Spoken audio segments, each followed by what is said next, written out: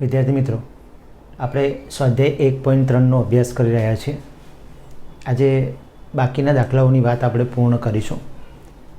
દાખલા નંબર 2ની આપણે આજે વાત કરીએ.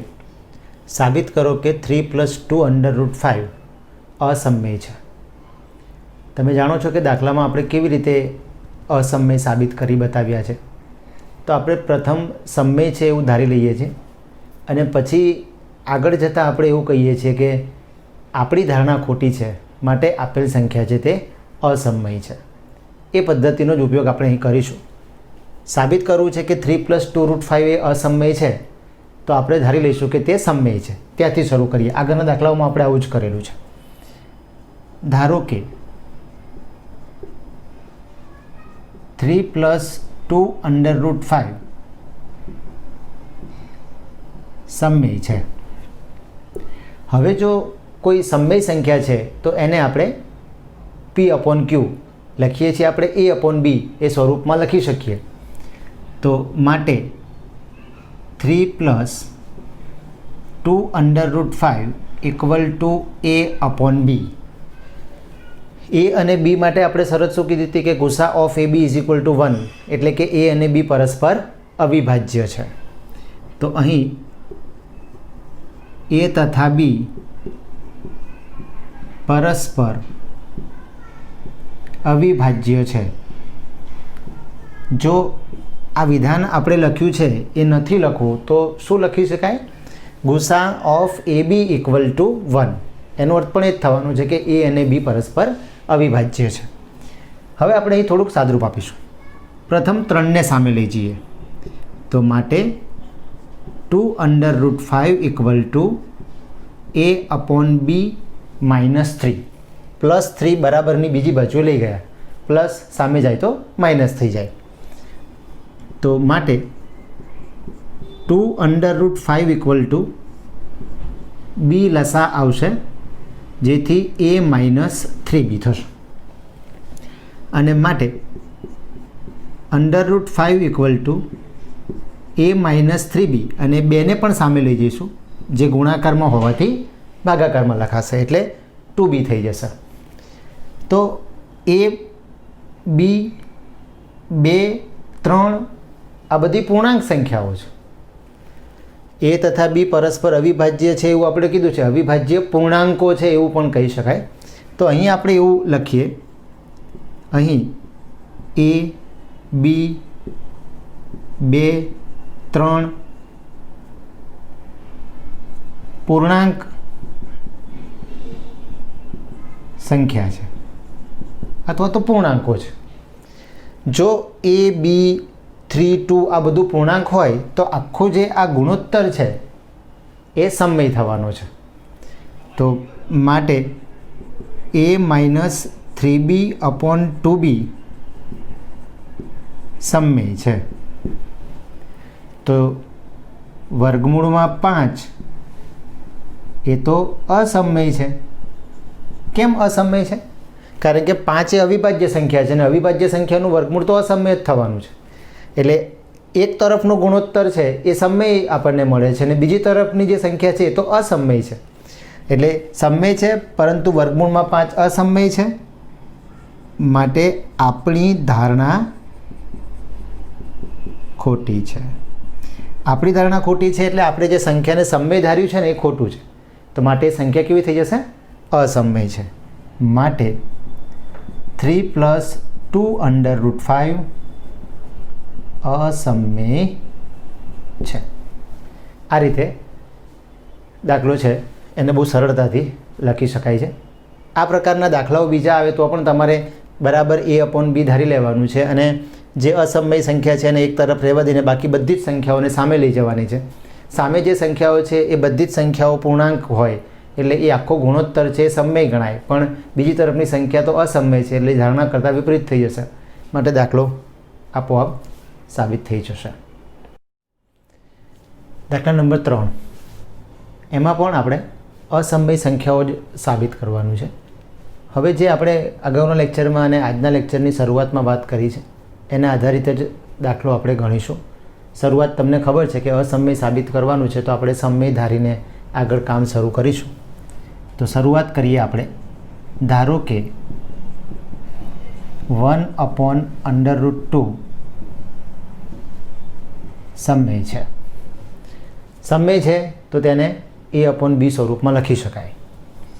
માટે ધારો કે 1/√2 = a/b, જ્યાં a તથા b પરસ્પર અવિભાજ્ય છે, જેને આપણે બીજી રીતના લખ્યું હતું ગુસા ab = 1 થશે. હવે આપણે અહીં ચોકડી ગુણાકાર કરીએ તો b ઉપર જશે અને √2 સામે જશે, તો b બરાબર √2 × a. હવે બંને બાજુ વર્ગ લઈએ તો b² = 2a². આપણે અહીં કારણ આપીશું, બંને બાજુ વર્ગ લેતા. તો અહીં આપણે શું કહી શકીએ? બંને બાજુ વર્ગ લીધો છે તો b² એ 2 અને a² નો ગુણાકાર છે, માટે 2ab² નો અવયવ છે. 2 ઇઝ ડિવાઇઝર ઓફ a². માટે જો અહીંયા આપણે એવું કહી શકીએ b² ને 2 વડે ભાગી શકાય છે. જો b² ને 2 વડે ભાગી શકાય તો b ને પણ 2 વડે ભાગી શકાય. એટલે 2 ઇઝ ડિવાઇઝર ઓફ b. પ્રમેય 1.3 પરથી. એટલે કે જો 2 એ b નો અવયવ છે તો 2 ને કોઈ સંખ્યા વડે ગુણો, 2 ને કોઈ સંખ્યા વડે ગુણો તો તમે b મેળવી શકો છો. એટલે આપણે અહીં કહીશું કે ધારો કે b = 2b1, b = 2b1, જ્યાં b1 એ પ્રાકૃતિક સંખ્યા છે. આગળના લેક્ચરમાં જે દાખલા ગણ્યા છે એ જ આધારિત આપણે અત્યારે ગણી રહ્યા છીએ. પ્રેક્ટિસ કરી છે તો આ બધું તમારા માટે બહુ જ સરળ રહેવાનું છે. તો હવે આપણે જે વર્ગ લેવાથી મળતું પરિણામ નંબર 1 હતું તેમાં બીની જગ્યાએ લખીશું 2b1. તો માટે 2b1 અહીંયા લખીએ તો વર્ગ કરવાથી શું થવાનું છે? 4b1² = 2a². તો હવે 2 × 2 = 4. તો શું મળે? 2b1² = a². એટલે કે 2 એ a² નો અવયવ છે. એટલે કે 2 એ a નો પણ અવયવ છે. સાથે સાથે આપણે શું કીધેલું છે કે 2 એ b નો પણ અવયવ છે. માટે a તથા b બંને 2 વડે વિભાજ્ય છે. માટે ગુસા AB બરાબર 2 થાય. પરંતુ આપણે શું કીધું છે? ગુસા AB બરાબર તો 1 થવો જોઈએ. માટે જે આપણી ધારણાથી વિપરીત છે. એટલે કે આપણે જે ધાર્યું છે એના કરતાં તો આ કંઈક આપણને વિપરીત મળી રહ્યું છે. તો જે આપણી ધારણાથી વિપરીત છે, માટે 1/√2 અસમય છે, જે સાબિત થાય છે. તમને હોમવર્કમાં વર્ગમૂળમાં 3, વર્ગમૂળમાં 7, વર્ગમૂળમાં 11ના દાખલા આપ્યા હતા. એ જ પ્રમાણે તમે જુઓ તો સામાન્ય ફેરફાર સાથે આખો દાખલો એ જ રીતે પૂરો થાય છે. હવે આપણે દાખલા નંબર 3માં બીજા નંબરનો દાખલો છે એને ગણીશું. સાબિત કરું કે 7/5 એ અસમય છે. શરૂઆત ખબર છે ને? વિપરીત ધારણાથી કરીશું. ધારો કે 7/5 સમય છે. જો 7/5 સમય છે તો આપણે 7√5 ઇક્વલ ટુ a/b લખી શકીએ, જ્યાં a તથા b પરસ્પર અવિભાજ્ય પૂર્ણાંકો છે. તો પછી 7ને સામે મોકલી દો આગળના દાખલાની જેમ, તો a/7b થશે. હવે a પૂર્ણાંક છે, b પૂર્ણાંક છે, 7 પૂર્ણાંક છે, તો આખો જે ગુણોત્તર છે તે સમય છે. તો હવે a, b અને 7 એ પૂર્ણાંકો છે, માટે a/7b સમય છે. પરંતુ વર્ગમૂળમાં 5 તો કેવી સંખ્યા કહેવાશે?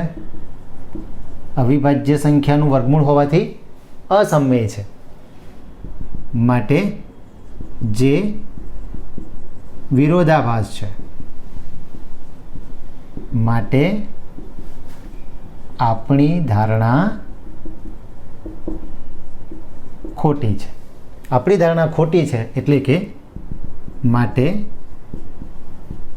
7√5 અસમય છે, જે સાબિત થઈ જાય છે.